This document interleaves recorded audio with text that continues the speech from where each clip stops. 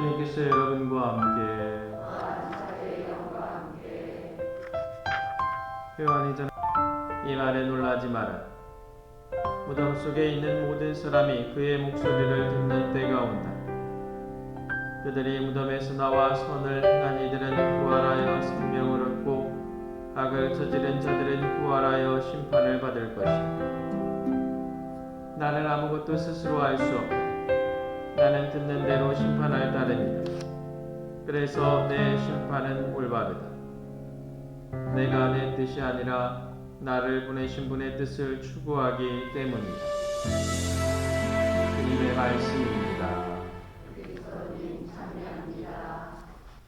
참여 예수님. 오늘은 사순 제4주일 수요일입니다. 오늘 복음, 어제 복음에 이어서 안식일법을 어겼다라고 난리를 치고 있는 바리사이들을 향해서 예수님께서 이제 당신의 신원이 어떠한 부분인지에 대해서 말씀하고 계시는 부분이지요. 당신은 오류가 없다. 당신은 명확하게 당신께서 하시는 이 모든 일들, 모든 이야기들은 하느님의 말씀이다 라고 이야기하시는 이 부분의 정확한 배경은 내가 내 말을 하는 것이 아니라, 정확한 표현으로 내가 내 뜻이 아니라 나를 보내신 분의 뜻을 추구하기 때문이다 라고 한마디로 정의하고 계시는 모습이 등장을 합니다. 오늘 복음을 알아듣기 위해서는 우리가 복음의 배경을 한번 좀 먼저 생각해 볼 필요가 있어요. 어제 미사 나오셨던 분들은 아시겠지만 벳자다 연못에서 말 그대로 아파 있는 사람들, 38년 동안 아팠던 사람을 예수님께서 고쳐주시지요. 그 사람이 고침을 받고 표징을 얻고 나서 말 그대로 돌아다니니까 바리사이들이 왜 돌아다니느냐라고 이야기를 하지요. 그러니까 그 사람이 나를 고쳐주신 분이 나의 들것을 들고 가라고 했습니다. 그 사람이 누구냐? 나중에 보니까 예수님입니다 라고 이야기하고 있는 부분들, 그러면서 안식일에 그런 기적을 행했다라고 해서 예수님은 이제 핍박하기 시작하였다라고 이야기를 하는 겁니다.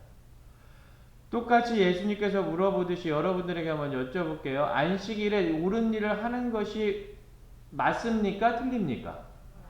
당연히 맞지요. 그렇죠? 왜 그래요? 틀려요? 당연히 맞죠. 그렇죠? 여러분들 집에 기르던 송아지가 우물에 빠졌어. 안식일이라고 안 건져요?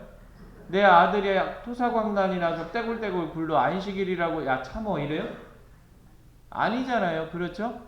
그런데 무려 38년을 아파서 누워있던 사람이 안식일에 고침을 받았다라고 해서 안식일날 일을 했다라고 해서 이야기하고 타박하고 잘못됐다라고 이야기하는 바리사이파들 무엇입니까? 자신들의 입맛에 맞게 모든 것을 재단하려고 하는 부분들, 그것이 옳은 일이었느냐 잘못된 일이었느냐는 중요하지 않아요. 그 사람들에게 있어서 그것이 나에게 이득이 되느냐 이득이 되지 않느냐라는 것만 중요했던 거예요. 안식일날 그런 기적들이 일어나니까 예수님이 어마어마하게 높아가요. 그런데 예수님이 자신들과 대척점에 있는 사람이었거든. 그러니까 어떻게 그 일의 옳고 나쁨은 중요하지 않아요. 무조건 그 사람이 한 거는 나쁜 일이야. 거기에 안식일날 했으니 더 나쁜 일이야 라고 규정하고 있는 부분이에요. 어디서 많이 본 것 같죠? 그렇죠? 그래서 제가 뉴스를 안 봐요. 이 부분이 여러분들 나중에 어떻게 연결되는지 아세요? 여기 지금 기분 나쁘신 분들 계시죠? 또 사무실에 가서 얘기하실 거죠? 여러분들 이 부분이 여러분들 나중에 성전 정화 사건하고 이어져요. 이 성전 정화 사건이 여러분들 이 요한복음서에서는 지금 저희가 읽은 부분은 5장인데 4장, 2장에서 4장 사이에 등장을 하거든요. 그래서 말 그대로 복음을 연구하는 사람들은 성전 정화 사건이 몇 번 있었던 것이 아니냐. 요한복음에는 왜 앞에 나오고 나머지 복음에는 후반부에 나오기 때문에. 그런데 몇 번 있었느냐는 중요하지 않아요. 중요한 거는 그 성전 정화 사건이 최종적으로 예수 그리스도를 십자가에 못 박는 가장 중요한 사건이었어요. 뭐 때문에? 비둘기 한 마리를 사갖고 와서 바쳐야 되는데 밖에서는 못 갖고 들어와. 안에서 사야 돼. 안에서 사면 밖에서 사는 거에 100배를 받아. 그 100배의 이익은 누구에게 돌아갔다? 당대의 권력자들에게 돌아갔다. 그러니 여기서 하느님의 집에서 장사하지 말라고 다 비둘기도 내쫓고 소도 내쫓고 막 예수님께서 막 그렇게 하니 어떻게 되겠어요? 자신에게서 소를 내쫓은 게 아니지 그 사람들에게 뭘 내쫓은 거야? 자신의 부를 내쫓은 거야. 부를 뺏어간 거잖아. 내 아들 때, 내 손자 때까지 영원히 이어지게 하는 권력을 뺏어간 거잖아. 그러니까 어떻게? 죽여야지. 저 사람 없애야지. 닮아있죠? 우리나라 현실과? 이 부분들을 한 번쯤 생각을 해보면 과연 정의라는 부분이 어디에 있는가를 한 번쯤 깊게 생각을 하게 돼요. 다시 복음으로 돌아가 볼까요? 여러분들 아들, 딸 장가 시집 보내시죠? 그렇죠? 장가 시집 보낼 때 그 며느리가 딱 들어와, 사위가 딱 들어와. 그러면 누굴 봅니까? 그렇죠. 왜 안 봐요? 보잖아요. 아들 장가 보낼 때는 그 집 어머니가 어떤 행실을 갖고 있는가 보잖아요. 딸내미 시집 보낼 때는 그 집 아버지가 어떠한 모습인가 보지 않습니까? 봐요. 그래서 여러분들 우리 많이 있잖아요. 부전자전이라고 이야기하잖아요. 저는 아버님이 일찍 돌아가셔서 제가 아버지에게 영향을 안 받았을 것이다 라고 나름 생각하고 있는데 간혹 가다가 제가 정말 싫어했던 아버지의 모습을 제가 하고 있는 걸 가끔 느껴요. 그럴 때마다 소스라치게 깜짝깜짝 놀라요. 네. 아버지의 것은 분명히 아들에게서 나오는 부분이 있습니다.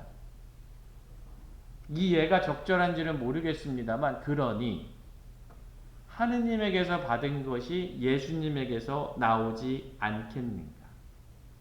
더군다나 하느님께서는 아들 예수 그리스도를 완전히 사랑하고 계셨기 때문이 아니겠는가? 다시 말해서 우리가 그 아들을 본다는 것이 바로 하느님을 봄을 우리에게 알려주고 있는 것이 아닌가. 그것이 오늘 복음 안에서 이야기하고 있는 부분이다라는 겁니다. 그래서 오늘 예수님께서 복음에서 정확히 이야기하시는 거지요. 아버지가 하시는 것만을 아들이 하고 아버지는 그런 아들에게 모든 것을 주신다. 이는 아버지가 아들을 한없는 사랑으로 완전히 받아들이고 아들은 아버지께 완전히 순종적인 사랑으로 따르고 있는 모습들입니다.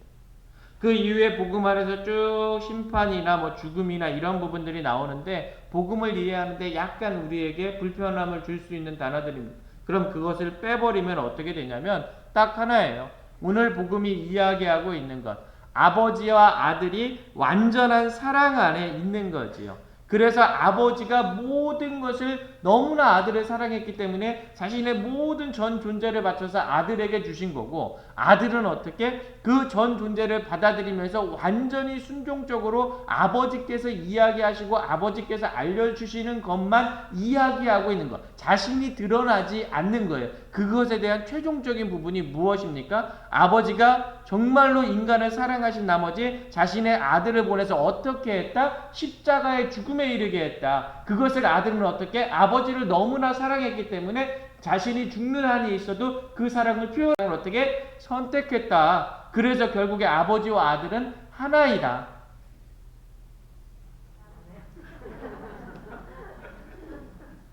결국에 뭐냐?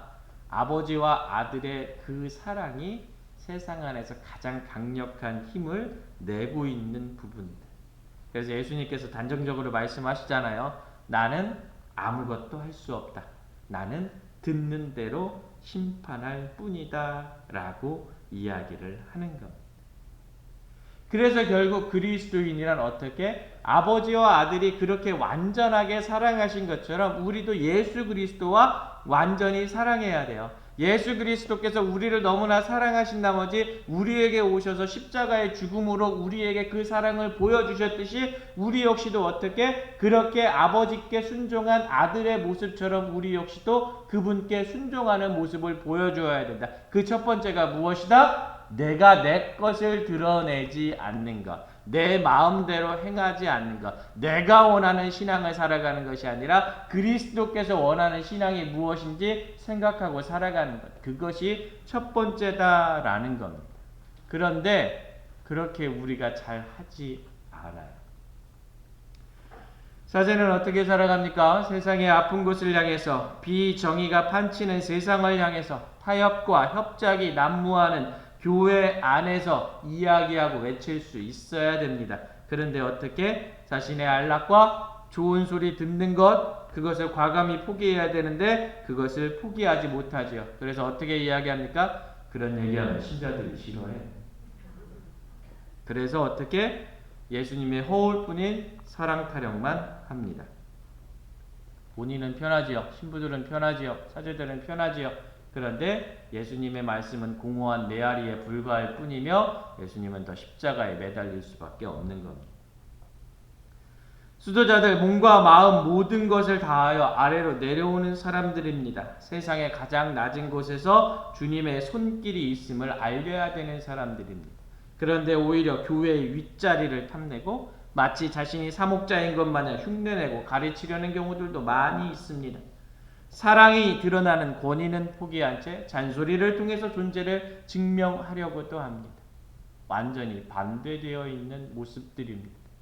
이 모습들이 과연 우리에게 수도자의 모습을 보여줄 수 있는가? 아닙니다. 신자들은 사제와 수도자가 가지 못하는 세상의 모든 곳에서 주님의 아픔을 바라보고 이를 보듬기 위해서 스스로 변화되고 다가가야 합니다. 그런데 오히려 더 대단하게 바리사이들보다도 더 크게 안식일법을 외치고 성전에서 물건을 팔며 행하는 이기적인 모습에 동조하는 모습들이 많이 있습니다. 자신들의 이익과 자신들이 세워놓은 바알 신앙을 예수님으로 포장한 채 사제와 수도자들을 윽박지르기도 하고 교회를 더러움으로 물들이기도 합니다. 그런 우리 사제, 수도자, 신자 모두에게 예수님께서는 말씀하십니다. 선을 행한 이들은 부활하여 생명을 얻고 악을 저지른 자들은 부활하여 심판을 받을 것이다. 그렇다면 우리 한 번쯤 지금 사순 시기에 내 모습이 어디에 있는지 사제도 수도자도 신자들도 한 번쯤 정말 되짚어 봐야 되지 않겠습니까? 싫은 소리 듣는 게 너무 싫죠. 그래서 어떻게 기후 정의의 문제를 생태 환경이라는 말로 그럴싸하게 포장해 가지고 이야기합니다. 그러니 제대로 전달될 리가 없습니다. 힘들고 지치는 게 싫지요. 그래서 발전과 변화의 단계를 안정과 복음의 실천이라는 나만의 논리로 대체해서 이야기합니다. 무언가 바뀔 수 있는 게 아무것도 없는 겁니다. 사순절 사주간이 무르익어 가고 있습니다. 한번 좀 깊게 생각해 보셨으면 좋겠습니다. 우리의 모습이 아직도 여기에 머물러 있다면 과연 2000년 후에 예수님은 우리에게 오셔서 무엇라고 이야기하실까? 한 번쯤 사순절 4주간 수요일에 깊게 성찰해보는 그런 시간들 되시길